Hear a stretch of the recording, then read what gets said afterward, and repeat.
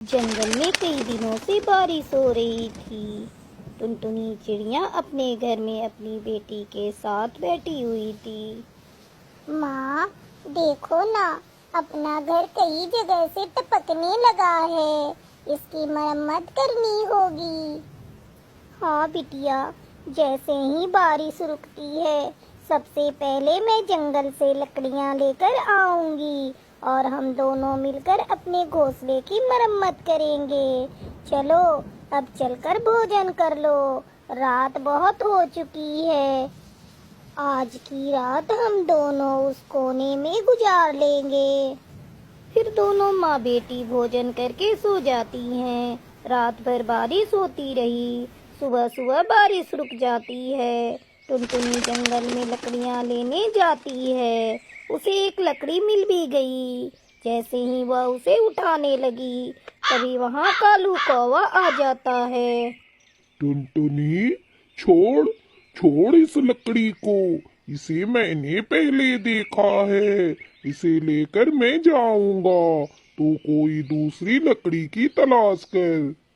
ये क्या कालू भाई, आप कितना झूठ बोल रहे हैं। इस लकड़ी को पहले मैंने देखा है और इस लकड़ी को लेकर मैं ही जाऊंगी। अच्छा, तो ये बात है।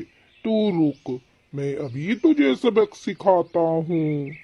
कालू एक चाकू निकाल लेता है। अब बता, अब भी ये लकड़ी लेकर तू जाएगी? मैं इस चाकू से तेरा खून कर दूंगा, फिर तेरी बेटी को उठाकर ले जाऊंगा। नहीं नहीं कालू भाई, आप मुझे कुछ मत करना। ये लकड़ी मुझे नहीं चाहिए, इसे आप ही ले जाएं। टुनटुनी बिना लकड़ी लिए वापस घर लौट आती है। माँ, आप तो लकड़ी लाने गई थी ना, फिर आप खाली हाथ क्यों चली आई? बेटा, एक लकड़ी मुझे मिली थी पर उसे कालू कौवा मुझसे छीन कर ले गया। मैं कल फिर से लकड़ी लेने जाऊंगी। अगले दिन टुनटुनी फिर से लकड़ी लेने के लिए जाती है पर उसे कहीं भी लकड़ी नहीं मिलती। अचानक उसे हरे हरे बांस नजर आते हैं। टुनटुनी सोचने लगती है, क्यों ना मैं अपने घर को इन्हीं बांस से बना लूं। बांस से बना घर बहुत ही मजबूत होता है। फिर टुनटुनी अपनी जरूरत के मुताबिक बांस लाकर अपना घर बनाती है और खुशी खुशी उस बांस घर में अपनी बेटी के साथ रहने लगती है।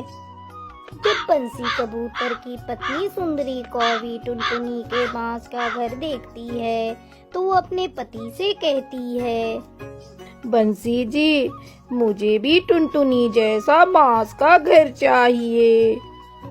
बंसी कबूतर टुनटुनी के घर जाता है।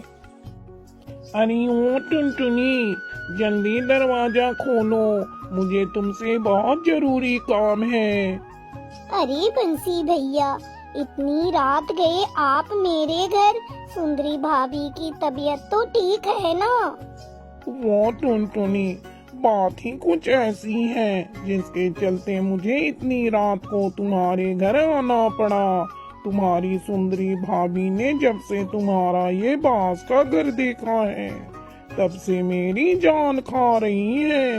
उसे ये बांस का घर इतना पसंद आया है कि अब वो अपना पुराना घर तोड़कर नया बांस का घर बनवाना चाहती है। आप कृपा करके अपने जैसा ही मेरा एक सुंदर सा बांस का घर बना दें। मैं आपको मेहनत के पैसे भी दूंगा। ठीक है बंसी भैया, मैं कल से ही आपका बांस का घर बनाने का काम शुरू कर दूंगी। कुछ ही दिनों में टुनटुनी बंसी कबूतर का बांस का घर बना देती है। इस तरह टुनटुनी चिड़िया अपने बांस के घर में खुशी खुशी अपनी बेटी के साथ रहने लगती है।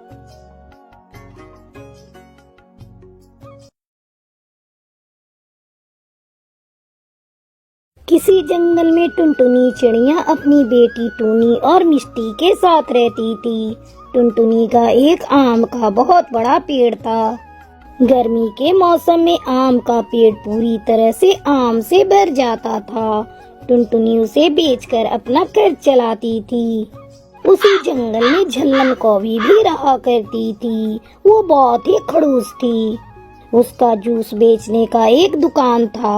मौसम के अनुसार वो फलों का जूस बेचा करती थी। जंगल में गर्मी का मौसम शुरू हो चुका था, इसलिए झल्लन कौवी आम का जूस बेच रही थी। उस जंगल में झल्लन कौवी का अकेला जूस का दुकान था, इसलिए पक्षियों की भीड़ उसकी दुकान पर लगी रहती थी। एक दिन कुछ पक्षी उसकी दुकान पर जूस पीने आते हैं। अनी ओ झल्लन ताई, जहाँ जल्दी से ठंडे ठंडे आम का जूस पिलाना, आज बहुत ही गर्मी है। इस बार कुछ ज्यादा ही गर्मी पड़ रही है। ताई, मुझे भी 2 गिलास ताजा ताजा आम का रस देना, मैं पैसे कल दूंगा। क्या कहा? पैसे कल दोगे? तो कल ही झल्लन ताई के आम का जूस पीना। मैंने तुम जैसे गरीब भिखारियों की सेवा के लिए दुकान नहीं खोली है। झल्लन ताई, आप ऐसे क्यों बोल रही हो? मैं तो आपका रेगुलर कस्टमर हूँ। आपको मुझसे ऐसी बातें नहीं करनी चाहिए। देखो बबलू बेटा, पैसे लाओ और जूस पियो। और हाँ पक्षियों, एक बात याद रखना, गर्मी धीरे धीरे बढ़ रही है, इसलिए मैंने 1 गिलास आम के जूस का दाम कल से 20 रुपए की जगह 40 रुपए कर दिया है। झल्लन की बातें सुनकर मीठी तोती कहती है, ताई, ये तो बहुत महंगा है। महंगा हो या सस्ता, तुम्हें पीना है तो पियो, वरना मैं तुमसे जबरदस्ती पीने को तोड़े ना कहती हूँ। चुप हो जाओ मीठी बहन, ये झल्लन ताई बहुत ही घमंडी हो गई है। इसका कुछ न कुछ तो करना ही होगा। जुगनी कबूतरी और मीठी तोती पक्षियों के साथ मिलकर सलाह करती हैं और टुनटुनी के पास जाती हैं। क्या बात है, आज आप दोनों मेरे पास इकट्ठे आई हो, मुझसे कोई काम है क्या?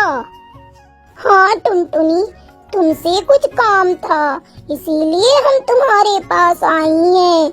तुम्हें तो पता है गर्मी का मौसम शुरू हो गया है और जंगल में सिर्फ झल्लन कौवी का ही एक जूस का दुकान है, इसीलिए वो बहुत ज्यादा घमंडी हो गई है। उसने कल से आम के जूस का दाम 20 रुपये से बढ़ाकर 40 रुपये गिलास कर दिए हैं। क्या? इतना महंगा? मुझे तो अपने पूरे पेड़ के आम बेचकर इतनी कमाई नहीं हो पाती जितना ये झल्लन जूस बेचकर कमा लेती है। यही बात तो बताने हम लोग आए थे टुनटुनी। ऐसा करो, तुम कल से ही जूस की एक दुकान डाल लो, हम सब तुम्हारे ही दुकान से जूस पियेंगे। आप दोनों का सुझाव मुझे बहुत पसंद है। अब आप लोग अपने घर जाएं। अगले दिन से टुनटुनी आम के पेड़ से ताजे ताजे रसीले आम तोड़ती है और झल्लन की दुकान के सामने आम का जूस निकालकर बेचने लगती है। आइए आइए, मीठे मीठे ताजे रसीले आम का जूस पीजिए। 1 गिलास सिर्फ 15 रुपए में, 1 गिलास सिर्फ 15 रुपए में। टुनटुनी की आवाज सुनकर सारे पक्षी उसकी दुकान पर आम का जूस पीने चले जाते हैं। अपनी दुकान के सामने टुनटुनी को आम का जूस बेचते देखकर झल्लन कौवी गुस्से में उसके दुकान पर जाती है। टुनटुनी चिड़िया, तुम मेरी दुकान के सामने ये जूस की दुकान क्यों खोली? ये तुमने अच्छा नहीं किया। मेरा नाम झल्लन है। 2 दिनों के अंदर तुम्हारा दुकान ना बंद कराया तो मेरा नाम बदल देना। अरे अरे झल्लन ताई, गुस्सा क्यों होती हो? ये जंगल कितना बड़ा है और यहाँ आम का जूस पीने वाले बहुत ग्राहक हैं। हम दोनों के जूस का धंधा अच्छे से चलेगा।